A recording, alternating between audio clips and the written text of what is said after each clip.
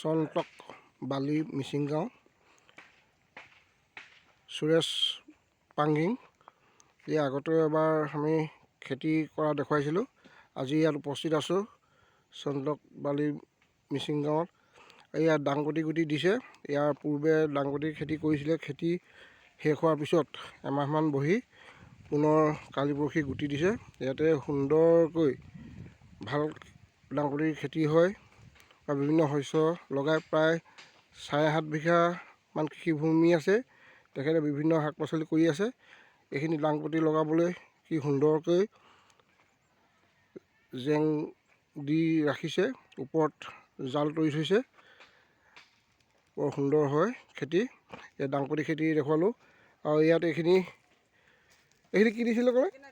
বেঙেনা দি থৈছে। এয়া বেঙেনা পলিথিনৰ ভিতৰত এনেকৈ উন্নত পদ্ধতিৰে কৰিছে।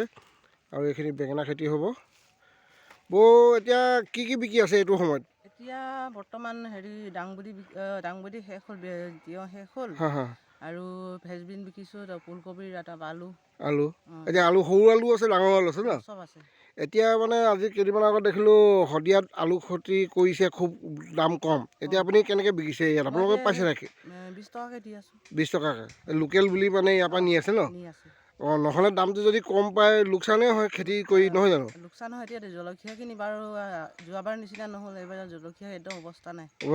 বৰষুণ নাই নহয়। বৰষুণ নাই যে, 3 মাহ প্ৰায় বৰষুণ নাই। এতিয়া ফুলকবি আৰু বন্ধাকবি এইবোৰ দি আছে। এই কেনেকৈ পাইছে ৰেটটো? ৰেটটো এতিয়া ফুলকবিৰ 40 টকা, বন্ধা 20 টকা।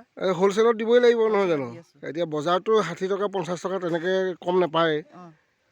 তেনেকৈ কৰি আছে। কেইবাবছৰো ধৰি কৰি আছে। আমি আহিছোঁ আগতেও। এতিয়া বৰ্তমান আমি খেতি কৰা হ'ল 18-19 বছৰ। 18-19 বছৰ। আৰু মেইন আপোনালোকৰ এইটোৱেই, এই 7.5 বিঘা খেতি মাটিতে আপোনালোকে কৰি আছে। এয়া বৌ, দাদা গ'ল বজাৰলৈ। আহিছিলোঁ খেতি পথাৰখিনি চাবলৈ আৰু আপোনাক ফুলকবি, বন্ধাকবি এইখিনিও দৃশ্য দেখুৱাম। ভাল লাগে। এনেকৈ কৃষি কৰ্মই জীৱিকা অৰ্জন কৰিছে আৰু কেইবাজন মানুহক সংস্থাপন দিছে। আপোনালোকক দেখুৱাই থাকিম। এই বন্ধাকবি, জলকীয়া। বৰষুণৰ অভাৱত এই অৱস্থা। ইমান সুন্দৰকৈ খেতি কৰে আৰু যথেষ্ট লাভো হয়। 2-3টা পৰিয়াল ইয়াৰ পৰা পোহপালো দিব পাৰে। এনেদৰে কৃষি কৰ্মই নিজেও চলিছে, বেলেগকো চলাব পাৰিছে। এয়া বন্ধাকবি। বৰষুণৰ অভাৱত যথেষ্ট পলম হৈছে। যদি বৰষুণ দিলেহেঁতেন এইখিনি বন্ধাকবি বৰ সুন্দৰ হ'লহেঁতেন। দেখিছে কিমান ধুনীয়াকৈ শাৰী পাতি খেতি কৰিছে। এইখিনি ফুল কিছুমান বিকিলে, এয়া কিছুমান পুৰত হৈছে। এনেদৰে খেতি বাতি কৰি জীৱিকা অৰ্জন কৰিলে নিশ্চয় ভাল লাগে। আৰু আমি তেখেতলোকক উৎসাহ জনাবলৈকে কেতিয়াবা ৰাইজক দেখুৱাওঁ যে কৃষি কৰ্মই কেনেকুৱা লাভৱান হৈছে। এতিয়া বজাৰত 60 টকা 50 টকাৰ তলত ফুলকবি ভাল পোৱা নাযায়। আৰু যিবোৰ চালানী দূৰৰ পৰা আহে, বহুত সাৰ দিয়া, সেইখিনি খাবলৈও মন নাযায়।